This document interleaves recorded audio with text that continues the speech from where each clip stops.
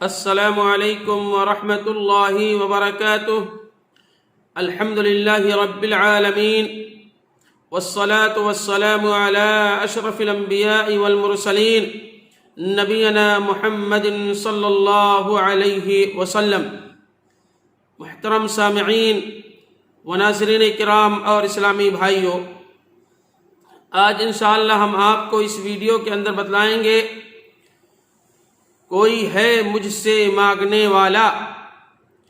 اللہ رب العالمین نے قرآن مجید کے اندر سورۃ المزمل کے اندر آیت نمبر 20 کے اندر ذکر کیا، ان ربک یعلم انک تقوم ادنی من ثلثی اللیل ونصفہ وثلثہ وطائفۃ من الذین معک۔ بے شک تیرا رب جانتا ہے کہ تو رات کے 2/3 کے قریب اور اس کا نصف اور اس کا تیسرا حصہ قیام کرتا ہے، اور ان لوگوں کی ایک جماعت بھی جو تیرے ساتھ ہے۔ علماء کرام اس کی تفسیر کے اندر لکھتے ہیں کہ جب سورت کے آغاز میں نصف رات یا اس سے کم زیادہ قیام کا حکم دیا گیا تو نبی علیہ السلام اور آپ کے ساتھ صحابہ کی ایک جماعت جو رات کو قیام کرتی تھی، کبھی 2/3 سے کم اور کبھی نصف رات اور کبھی ثلث 1/3 حصہ، جیسا کہ یہاں ذکر ہے۔ لیکن ایک تو رات کا یہ مستقل قیام نہایت گرا تھا، نہایت مشکل تھا۔ دوسرے وقت کا یہ اندازہ نصف رات یا ثلث یا 2 ثلث کا حصہ قیام کرنا اس سے بھی زیادہ مشکل تر تھا۔ اس لیے اللہ تبارک و تعالی نے اس آیت میں تخفیف کا حکم نازل فرما دیا، جس کا مطلب بعض کے نزدیک ترک قیام کی اجازت ہے اور بعض کے نزدیک یہ ہے کہ اس کے فرض کو استحباب میں بدل دیا گیا ہے۔ اب یہ نہ امت کے لیے فرض ہے نہ نبی علیہ السلام کے لیے، اور بعض کہتے ہیں یہ تخفیف صرف امت کے لیے ہے اور نبی علیہ السلام کے لیے اس کا پڑھنا کیا تھا؟ ضروری تھا۔ تو میرے بھائیوں، ہمیں اور آپ کو بھی راتوں کو اٹھ کر کے اپنے رب سے مناجات کرنا چاہیے۔ اللہ رب العالمین نے قرآن مجید کے اندر سورۃ الذاریات کے اندر آیت نمبر 17 اور آیت نمبر 18 کے اندر ذکر فرمایا، کانوا قلیلا من اللیل ما یہجعون وبالاسحار هم یستغفرون۔ اللہ تبارک و تعالی نے تہجد گزاروں کا ذکر کرتے ہوئے صبح کے وقت میں جو استغفار کرتے ہیں ان کا بھی ذکر فرمایا ہے۔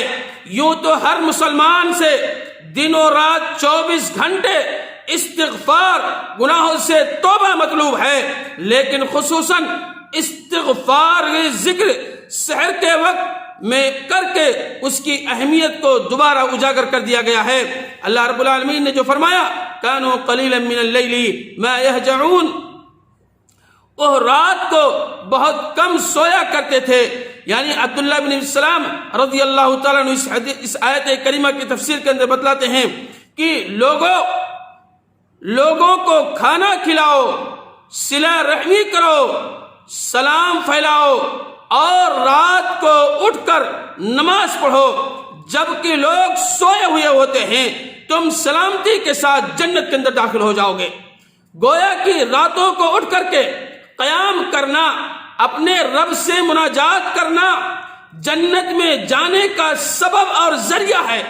کیوں نہ ہم راتوں کو اٹھ کر کے اپنے رب کے سامنے روئیں اور گڑ گڑائیں اور اپنے رب سے مانگے بھی۔ حدیث کے اندر آتا ہے اللہ رب العالمین سمائے دنیا پر نزول فرماتا ہے اور کہتا ہے، کون ہے وہ شخص جو مجھ سے مانگے میں اسے دے دوں۔ اسی طرح دوسری آیت کے اندر وبالاسحار هم یستغفرون، اور وقت سحر استغفار کیا کرتے تھے۔ وقت سحر قبولیت دعا کے بہترین اوقات میں سے ہے۔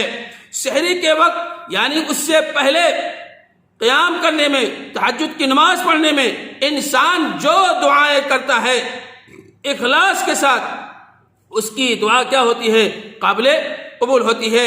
حدیث کے اندر آتا ہے، تاجدار مدینہ جناب محمد رسول اللہ صلی اللہ علیہ وسلم نے فرمایا، اللہ تبارک و تعالیٰ سمائے دنیا پر نزول فرماتا ہے کون ہے وہ شخص جو مجھ سے توبہ کرے میں اس کی توبہ کو قبول فرما لوں؟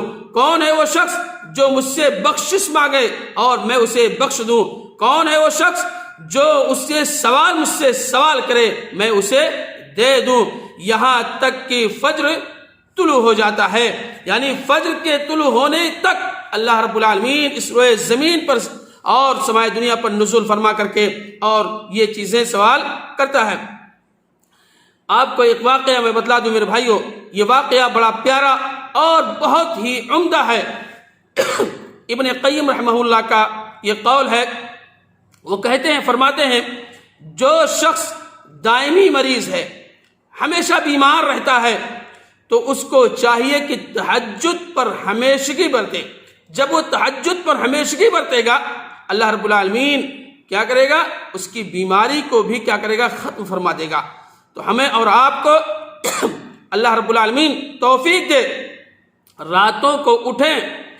اگر ہر دن نہیں کر سکتے ہیں تو ہفتے میں، مہینے میں، 15 دن پہ، 20 دن پہ، اور استطاعت کے مطابق اگر اللہ تعالیٰ توفیق دے تو ہر دن اٹھیں اور اٹھ کر کے اپنے رب سے مناجات کریں۔ حدیث کے اندر آتا ہے، عبداللہ بن عمر بن عاص فرماتے ہیں، اللہ کے نبی علیہ السلام نے فرمایا، من قام بعشر آیات لم یکتب من الغافلین، جو شخص رات کو 10 آیتیں پڑھ لیتا ہے قیام کے اندر، وہ اس کا نام غافلوں کے اندر نہیں لکھا جاتا ہے، اس کا نام غافلوں کے اندر نہیں لکھا جاتا ہے۔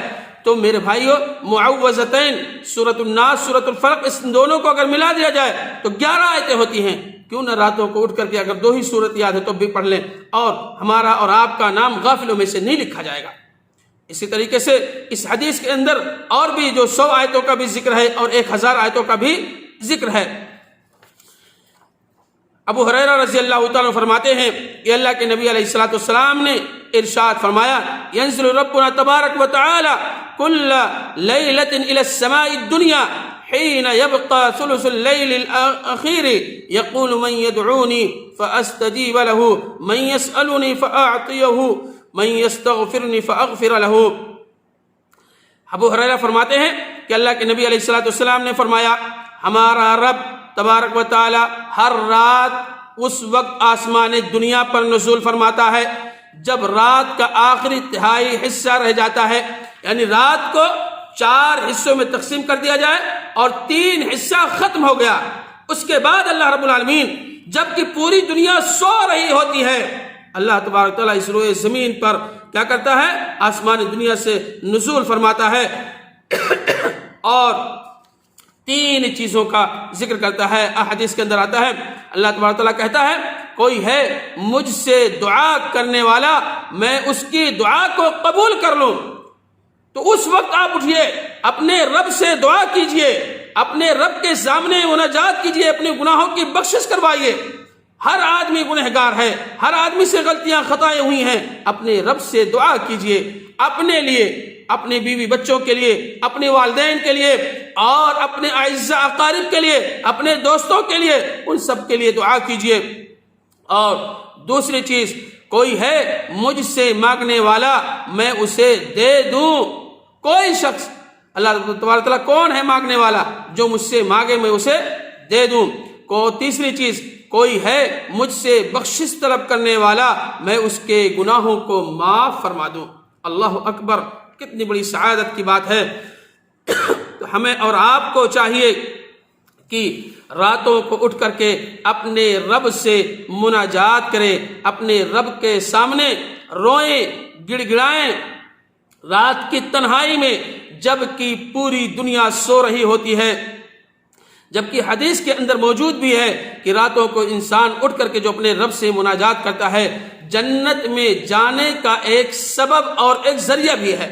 تو کیوں نہ ہم اس اسباب کو اپنائیں اور جنت کے اندر داخل ہو جائیں۔ اللہ رب العالمین سے دعا ہے الہ العالمین ہم تمام مسلمان بھائیوں کو راتوں کو اٹھ کر کے قیام کرنے کی توفیق عطا فرما، آمین یا رب العالمین۔ السلام علیکم ورحمۃ اللہ وبرکاتہ۔